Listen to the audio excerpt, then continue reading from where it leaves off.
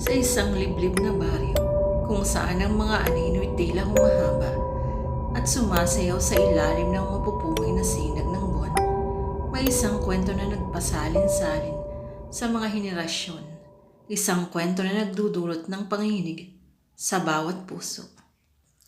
Ito ay kwento ng isang aswang na nagbabalat kayo bilang isang midwife, isang nilalang na naghahasik ng lagim at kamatayan sa mga inosenteng taga-baryo.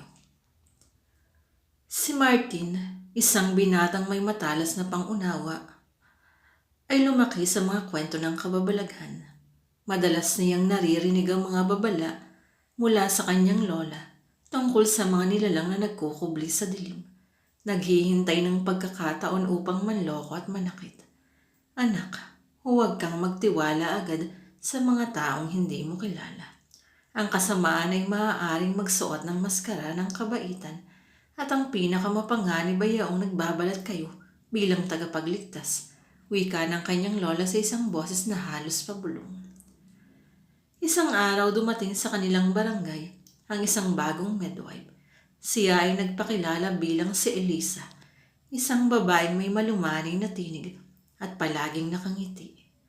Agad siyang nagustuhan ng mga tao, lalo na ng mga buntis na nangangailangan ng kanyang serbisyo. Ngunit si Martin, hindi niya maalis ang pagdududa sa kanyang puso. May kakaiba sa mga ngiti ni Elisa, isang bagay na hindi niya maintindihan. Isang lamig na tumatago sa kanyang kaluluwa sa tuwing siya'y titingin dito. Renz, napapansin mo ba si Elisa? Tanong ni Martin sa kanyang kaibigan. Ang kanyang boses ay halos hindi marinig. Parang may tinatago siya. May kakaiba sa kanyang mga mata. Parang walang buhay. Huwag kang maghinala agad, Martin, sagot ni Renz. Ngunit may bahid ng pag-aalala sa kanyang tinig. Marami lang siyang tinutulungan kaya siguro pagod. Ngunit hindi mapigilan ni Martin ang kanyang kutob. Isang gabi, nagpasya siyang sundan si Elisa. Nakita niya itong pumasok sa isang liblib na bahay sa dulo ng baryo. Isang lugar na kinatatakutan ng lahat dahil sa mga kwento ng mga nagparamdam. Sumilip siya sa bintana. Ang kanyang puso ay kumakabog sa kanyang dibdib at nakita niya si Elisa na nag-iiba ng anyo. Ang kanyang mukha ay naging mabangis. Ang kanyang mga mata ay nagliliyab sa kasamaan. At ang kanyang mga kuko ay humaba at naging mga matulis na kuko ng isang hayop. Siya ay isang aswang. Isang halimaw na nagkukubli sa balat ng isang tao. Sa sobrang takot kumaripas ng takbo si Martin pabalik sa kanilang bahay. Ang kanyang hininga ay halos hindi makayanan ng kanyang pagtakbo. Agad niyang sinabi kay Renz ang kanyang nakita. Kailangan nating sabihin sa mga tao. Ang wika ni Martin, ang kanyang boses ay nanginginig sa takot. Nasa panganib ang buhay nila. Ngunit hindi sila pinaniwalaan ng mga tao. Nagkakamali ka lang, Martin, sabi ng kapitan ng barangay. Ang kanyang boses ay puno ng pagdududa. Si Elisa ay isang mabuting tao. Hindi niya kayang gawin yun.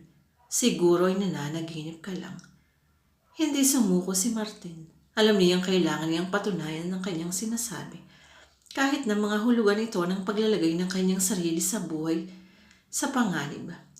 Kaya nagplano sila ni Renz na magbantay sa bahay ni Elisa. Isang gabi, narinig nila ang isang malakas na kalabog mula sa loob, kasabay ng isang nakakakilabot na sigaw.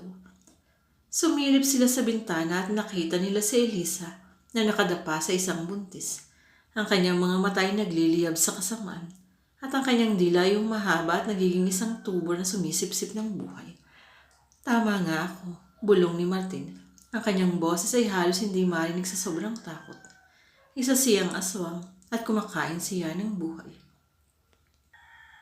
Agad silang sumugod sa loob ng bahay. Ang kanilang mga puso ay puno ng takot, ngunit puno rin ng determinasyon. Sinubukan nilang iligtas ang buntis, ngunit malakas si Elisa, sa paraang nagtataglay ng lakas ng isang demonyo. Sinunggaban niya si Renz at itinapon sa isang sulok.